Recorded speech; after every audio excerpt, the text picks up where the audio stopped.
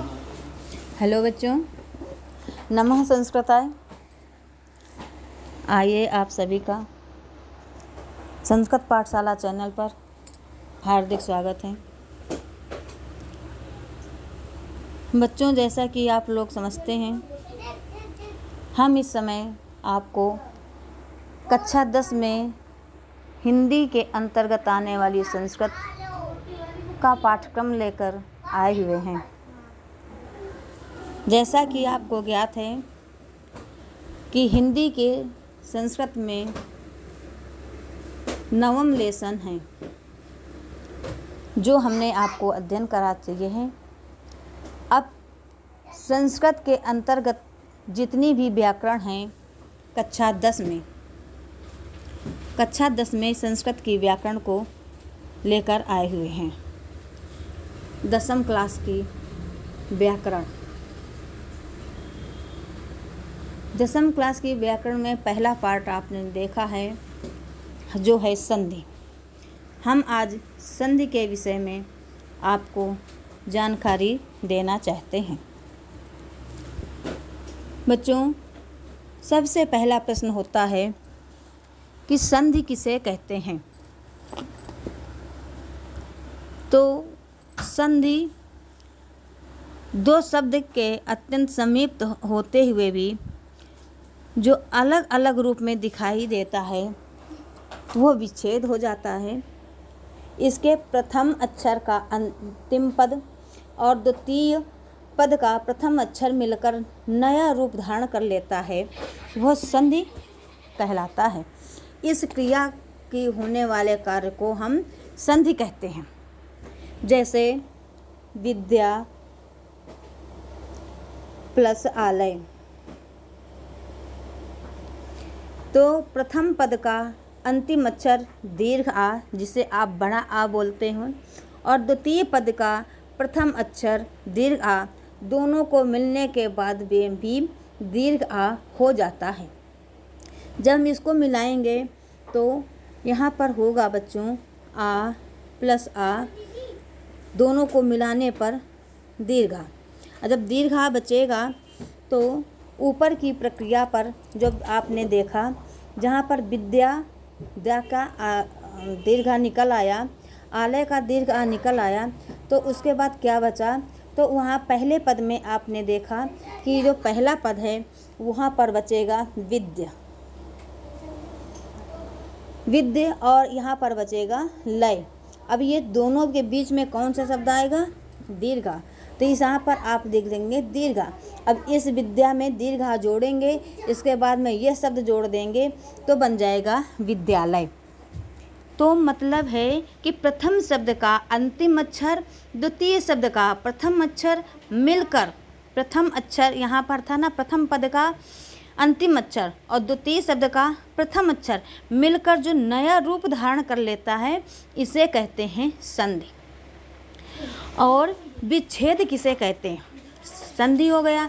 अब विच्छेद किसे कहते हैं, तो बच्चों विच्छेद का मतलब होता है जैसे आपने बना लिया विद्यालय, आपने बनाया विद्यालय,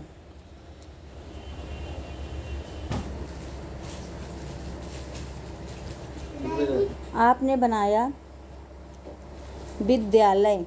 अब इसका हम विच्छेद करेंगे तो विच्छेद का मतलब सिर्फ होता है अलग करना, लेकिन कैसे अलग करना, अपने मूल रूप पर जाना। तो इसका मूल रूप क्या है, विद्या, और यहाँ पर मूल रूप क्या है, आलय।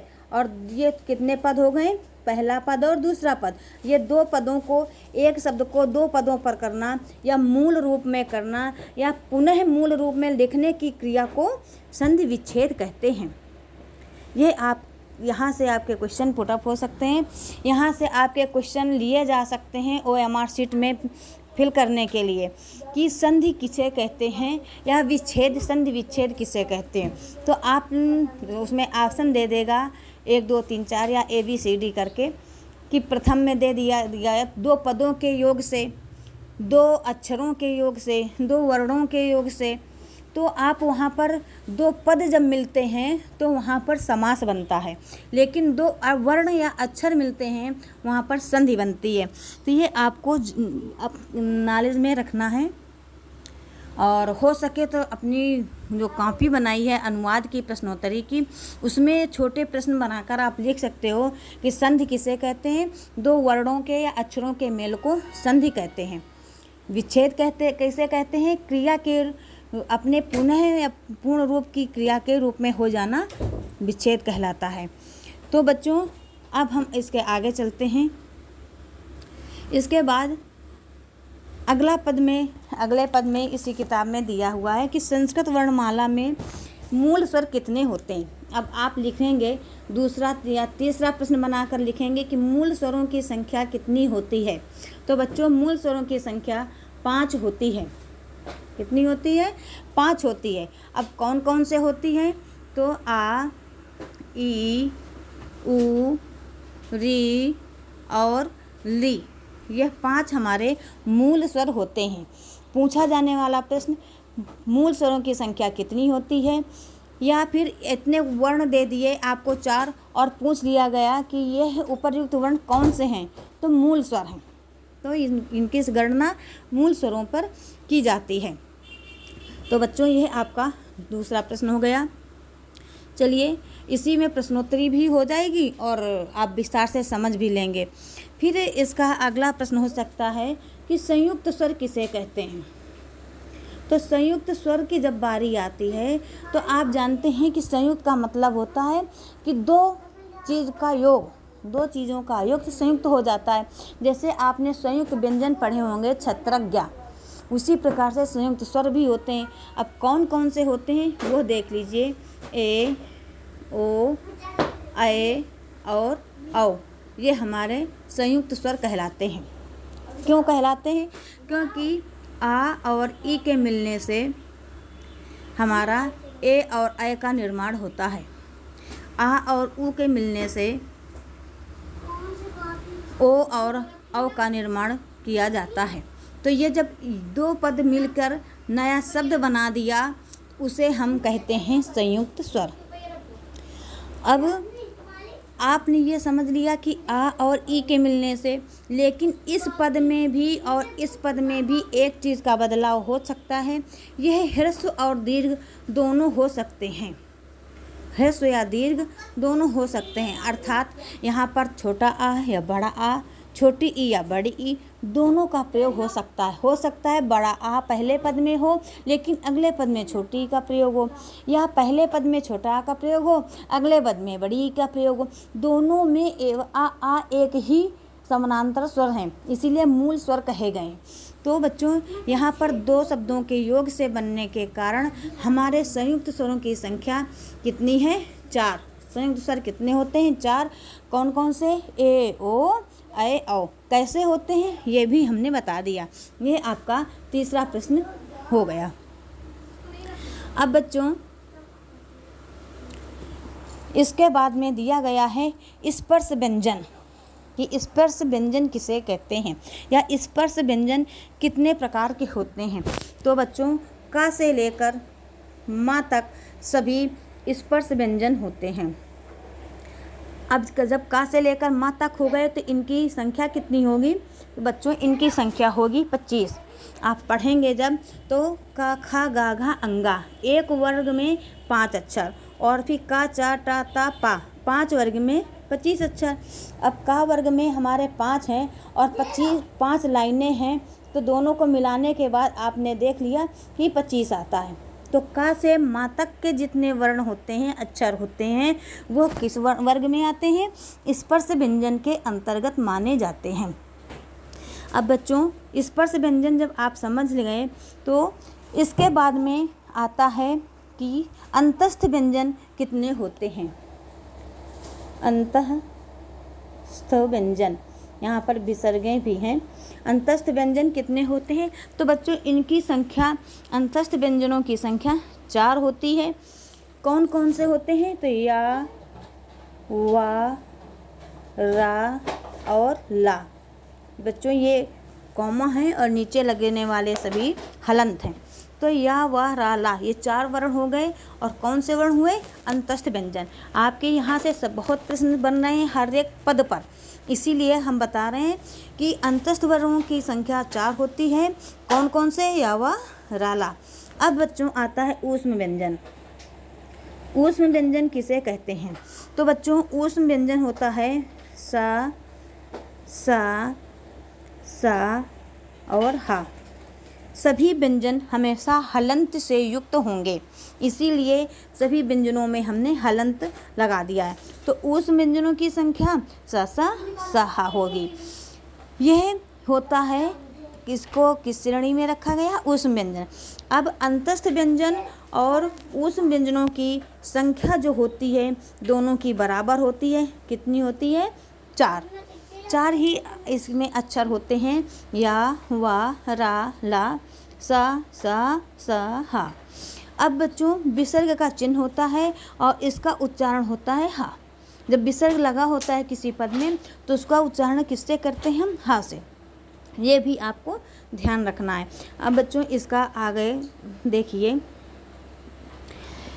कि सूत्र को समझने के लिए आप ने एक तरफ लिख लेना, महेश्वर के निम्नलिखित 14 सूत्रों में से संपूर्ण संस्कृत वर्णमाला हलंत वर्ण उच्चारण सुविधा हेतु होती है। जैसे अ ऊण, ऋ लिक, ए ओंग, ऐ औच, है वरट, लण, इमंगड़नम, झबई, खड़ दस, जब गढ़ दस, खप छठत, चटतव कपय, सससर हल। बच्चों स्वर पहले के 4 सूत्रों में हमारे स्वर होते हैं। महेश्वर सूत्र के अंतर्गत आने वाले पहले प्रथम 4 सूत्रों पर संपूर्ण स्वर होते हैं। इसके बाद में हमारा विसर्ग और अंतस्थ व्यंजन होता है। इसके बाद विसर्ग और अंतस्थ व्यंजन होता है। अब अंतस्थ व्यंजन हमने कहा तो आप समझ लो या, वा, रा, ला। और विसर्ग में हमने बताया कि हा का उच्चारण होता है। इसके बाद बच्चों इमंगड़नम से लेकर, इमंगड़नम को हम नासिका वर्ण भी कहते हैं, क्योंकि यह हर वर्ग का पंचम वर्ण 5 जो 25 होते हैं उसका 5वां अक्षर नासिका होता है। तो नासिक के होने के कारण इसमें एक आपने पढ़ा कि स्पर्श भी होता है। आपने स्पर्श व्यंजनों की संख्या जब 25 पढ़ी उसमें आपने देखा होगा कि 25 हमारे स्पर्श व्यंजन हैं। तो इसके बाद में 25 स्पर्श व्यंजन आते हैं। कितने सूत्रों पर आते हैं? तो ये 25 व्यंजन हमारे 6 सूत्रों के अंतर्गत आते हैं। कौन कौन से? इमंगड़नम, झबई, घड़ दस, जब गढ़ दस, खप छठत, चटतव कपय। ये आपके 6 सूत्र हो गए। ये सूत्र कौन से हैं? माहेश्वर सूत्र हैं। इसके बाद बच्चों ऊष्म व्यंजन सबसे आखिरी में पहुंचता है, जो कितने होते हैं? ऊष्म व्यंजनों की संख्या 4 होती है, लेकिन 2 सूत्रों पर आधारित है। कौन से 2 सूत्र? माहेश्वर सूत्र के अंतर्गत आने वाले आखिरी के जो 2 सूत्र हैं सस, सर, हल, ये ऊष्म व्यंजन के अंतर्गत आते हैं। ये बच्चों हो गया। अब जैसे इस पर लिखा हुआ है सूत्रों को समझाने की विधि, अर्थात सूत्र को प्रत्याहार कैसे बनाया जा सकता है। तो बच्चों सूत्र को प्रत्याहार बनाने का मतलब होता है, जैसे यहाँ पर लिखा है अच।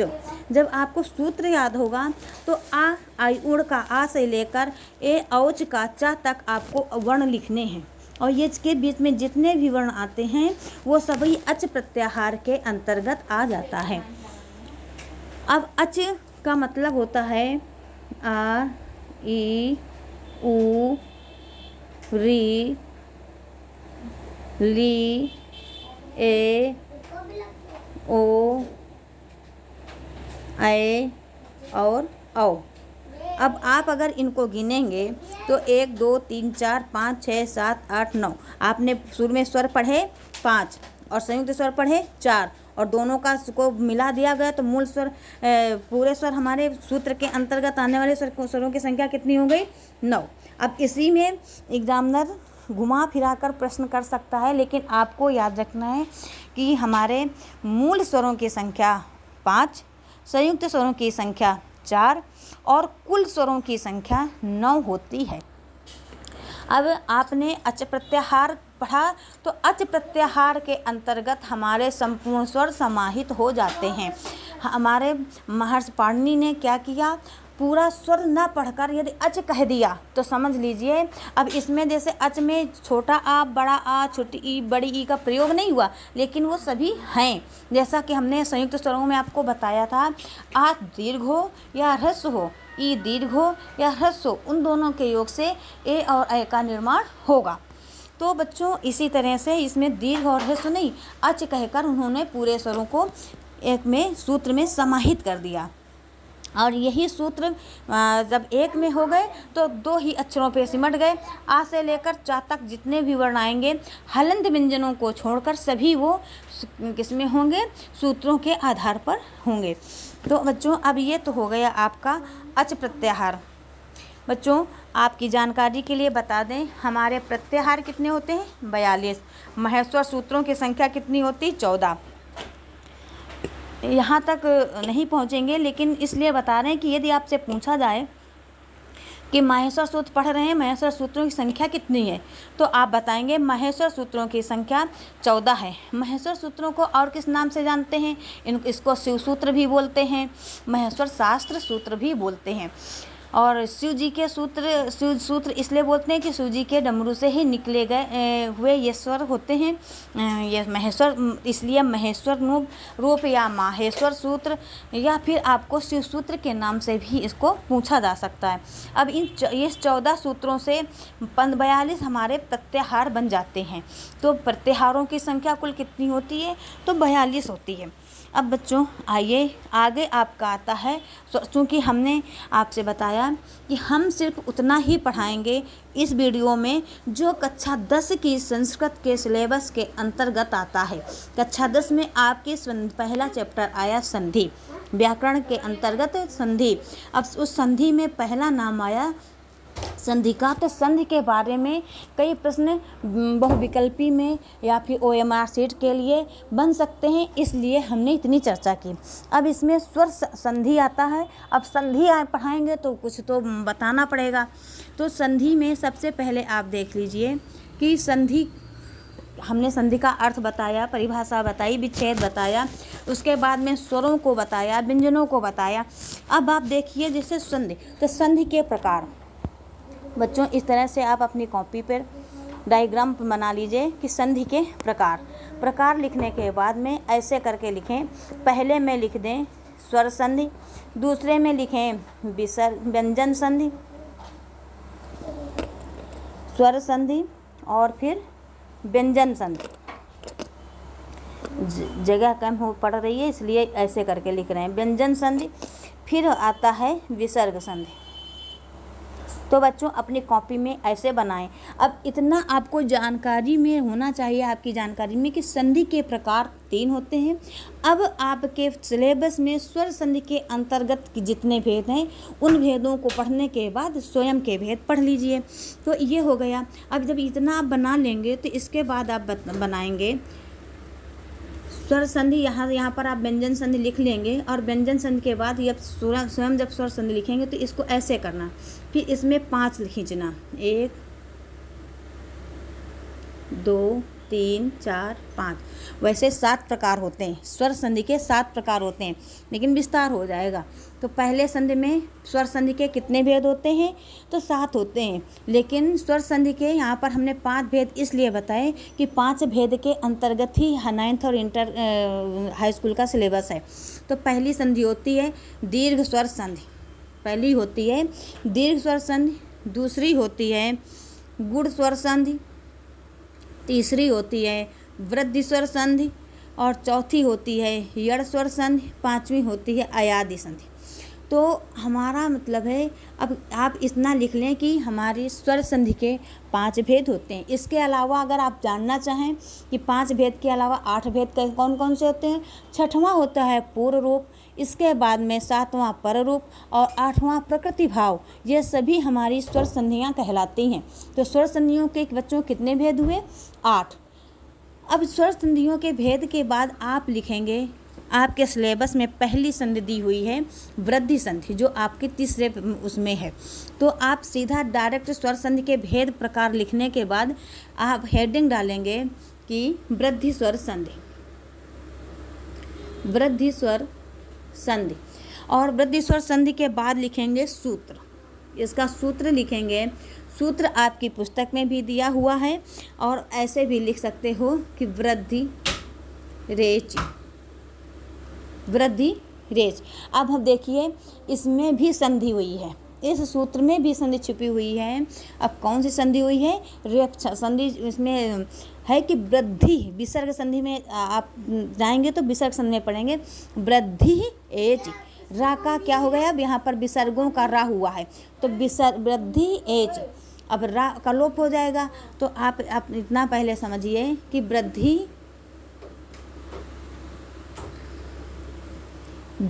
रेची, वृद्धि संधि का सूत्र वृद्धि रेची, वृद्धि एच, वृद्धि एच। अब वृद्धि एच का मतलब होता है, आपने एच प्रत्याहार पढ़ा तो एच प्रत्याहार के अंतर्गत कौन कौन से वर्ण आते हैं? ए ओ ए औ। इसीलिए हमने अभी तक आपके स्वरों और व्यंजनों पर प्रकाश डाला था कि आप ये तो समझें कि एच क्या है। तो एच हमारा क्या है? ए ओ ए औ। हमने बताया था ना, पूरे सूत्रों को समेटकर 2 शब्दों में कह देना प्रत्याहार है। तो यहाँ पर एच प्रत्याहार हो गया। अब एच प्रत्याहार का वृद्धि होना वृद्धि रेच कहलाता है। तो आप इतना समझिए, सूत्र का लिखिए वृद्धि एच। आप परिभाषा लिखेंगे, जब आ या आ के बाद ए या ए, ओ या औ में से कोई स्वर आता है तो दोनों स्वरों को मिलाकर क्रमशः अ या औ हो जाता है। आप समझ लेंगे। अगर ये दोनों पद आते हैं किसके, कौन सी स्थिति के बाद? देखिए आप इस तरह से भी बना लो कि जब आ या आ के बाद, इसके बाद क्या आए? ए या ए आए, तो इन दोनों के स्थान पर, इन दोनों के स्थान पर नया वर्ण कौन सा होता है? तो इन दोनों के स्थान पर नया वर्ण अय ही होता है। कहीं पर आपको संधि में अय वर्ण दिखे तो आप समझ लेना आंख बंद करके कि वृद्धि संधि ही है, वृद्धि संधि। हो सकता है कोई शब्द दे दें और पूछ ले इसमें कौन सी संधि है।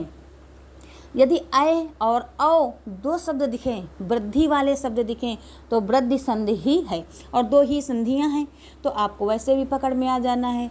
तो वृद्धि संधि है। यथा स्थित आगे भी ऐसे होना है, जब आ या आ दोनों वर्णों के बाद में, जब आ या आ के बाद दोनों के बाद जब ओ या औ, हो सकता है कोई आखिरी वाले पद पर ओ हो या औ हो, पहले से भी औ हो सकता है, तो कोई बात नहीं। दोनों के योग में कौन सा शब्द बनेगा? केवल औ शब्द बनेगा। ओ है तो औ होगा, औ है तो औ होना ही है। तो मूल रूप में कौन सा शब्द आएगा? योग में औ शब्द आएगा। किसके मिलने से? आ और ए के मिलने से, आ और ओ के मिलने से। वो ए हो सकता है, दीर्घा हो सकता है, अय हो सकता है, ह्रस्व आ हो सकता है। ओ की स्थिति में भी यही नियम लागू होता है। बच्चों ये हो गई आपकी परिभाषा। अब हम आपको उदाहरण समझा रहे हैं कि उदाहरण से हो सकता है ज़्यादा स्पष्ट हो पाए बात। जैसे उदाहरण है ए कै कहा, ए कै कहा। आप कोई भी उदाहरण देख लेना। वे ए कै कहा, अब इसमें अगर हम विच्छेद करेंगे तो होगा इसका 1 + 1। एक एक कितना होता है बच्चों? 1 1 11 भी होता है, 1 1 2 भी होता है। तो इसमें मैथ की गणना मत ले जाना, यहाँ पर 1 1 मिलकर एक एकह करना है। तो अब देखिए यहाँ पर क्या है, हमने बताया व्यंजन में स्वर मिला होता है। यहाँ पर आपके कौन सा स्वर छुपा हुआ है? आ। अगर ए का होता तो दीर्घा हो जाता। यहाँ पर कौन सा स्वर है? ए। इस पद का ए, इस पद का आ, दोनों मिलकर कौन सा रूप बनेगा? अय। अब यहाँ पर अय हो गया। अब यहाँ पर बचेगा क्या, शेष में बचेगा एक, वो भी कैसा, हलंत से। फिर दोनों के योग से कौन सा शब्द बना था हमारा, अय, तो यहाँ पर आ जाएगा अय। फिर प्लस ऊपर क्या बचा था, कहा, तो यहाँ पर आ जाएगा कहा। अब बच्चों जब हम इसको जोड़ेंगे तो का में अय की मात्रा चली जाएगी और यहाँ पर कह बच जाएगा। तो आपका देख लीजिए मूल शब्द बन रहा है या नहीं। यह एकाय कहा आपका स्पष्टीकरण है और यह एकाय कहा आपका समझ लीजिए परीक्षा में आया हुआ है। तो प्रक्रिया आपकी यह रहेगी। यदि आप इस प्रक्रिया से हल कर पा रहे हैं तो बहुत ही सुंदर बात है। यदि इतना आप नहीं कर पा रहे हैं तो सिर्फ दो चीज़ देखना है कि प्रथम पद में आ या आ है या नहीं, द्वितीय पद में ए या ए है कि नहीं। ए या ए है तभी ये संधि हो पाएगी, अन्यथा दूसरी कोई संधि बन जाएगी। जब समान स्वर होंगे तो दीर्घ संधि होगी, जब असमान स्वर होंगे आ के बाद ई होगा तो वहाँ पर गुण संधि होगी जो ए का रूप आएगा। तो बच्चों यहाँ पर असमान या असमान नहीं है, यहाँ पर अगर देखेंगे तो असमान भी मान सकते हो, लेकिन यहाँ पर आ या आ के बाद ए है या आय है तो दीर्घ होना है, जिसको हम वृद्धि कहते हैं, वृद्धि हो जाती है। तो यहाँ पर बच्चों आपका यह मूल रूप स्पष्ट हो जाता है, अतः यहाँ पर वृद्धि संधि है। अब बच्चों आप जितने भी उदाहरण देखेंगे, आपकी पूरी बुक में जितने भी उदाहरण हैं, ए या आय के, ओ या औ के, सभी मूल रूप में आप जब देखेंगे तो हमेशा दीर्घ होगा, आय या औ हो ही होगा। जैसे एकैकः, महेश्वरम, देवैश्वर्यम, तथैव, तवौजः, ममौत्सुक्यम, महोजः, महोत्सुक्यम, तदैव, यदैव, यस्यौ, वालिकैसाः, जलौघः, तवौदार्यम, महोषधिः, सदैव, गोपैश्वर्यम, गुणैश्वर्यम, अद्यैव, तत्रैव, वनौषधम। बच्चों बहुत सारी संधियां हैं। आपके किताब में जितनी भी संधि या संधि विच्छेद किए हुए शब्द हैं, यह क्रिया किए हुए शब्द हैं, इन सब को जैसे हमने आपको बताया उस तरीके से यदि आप इसको अपनी कॉपी पर रिटन के रूप में, लिखने के रूप में हल कर पाएंगे तो कोई भी संधि ऐसी नहीं है जो आप ना हल कर पाएँ। यदि आपको कोई भी संधि ऐसी लग पा रही हो कि नहीं समझ में आ रही, वो आप कमेंट बॉक्स में कमेंट करके पूछ सकते हो। बच्चों आज हमने आपका जो सिलेबस के अंतर्गत आने वाली संधि थी, संधि के अंतर्गत आने वाला जो आपका कौन सी संधि है, आपने पहले नंबर पे ही पढ़ ली, वृद्धि संधि। तो इस वृद्धि संधि को हमने बता दिया। इसके अंतर्गत आने वाले सभी उदाहरण आप स्पष्ट तौर से हल करिए, और अगर आप अलग से नहीं कुछ कर पा रहे हैं तो इन्हीं संधि, इतनी इम्पोर्टेंट संधि हैं, इन्हीं संधि के अंतर्गत हो सकता है आपके पेपर में OMR शीट में भी आ जाए। जैसे आ जाए अद्यैव, अद्यैव में कौन सी संधि है, तो अद्य और एव, तो अद्य का आ और एव का ए दोनों मिलकर अय हो गया। इस तरह से दे देगा कि अद्यैव में कौन सी संधि है, यड़ संधि, गुण संधि, दीर्घ संधि, वृद्धि संधि। तो आप वृद्धि संधि तभी टिक कर पाएंगे ना जब आपको इसकी प्रक्रिया मालूम होगी। तो बच्चों अब हम ज़्यादा आपका समय न लेते हुए आपसे यही कहेंगे कि बच्चों आप संधि के अंतर्गत आने वाले सभी प्रश्नों को अपनी कॉपी पे ज़रूर नोट्स बनाना, लिखना और सभी उदाहरणों पर एक दो नज़र अवश्य डालना। रफ में करने के बाद ही फेयर में करना। आप कहीं भी कंफ्यूज हों, हम आपके लिए मदद के लिए तैयार हैं। तो बच्चों अब हम अपनी वाणी को यहीं विराम करते हुए आप अपने वाणी को विराम करते हैं। सभी को नमः संस्कृताय, जय माता दी, जय हिंद, जय भारत।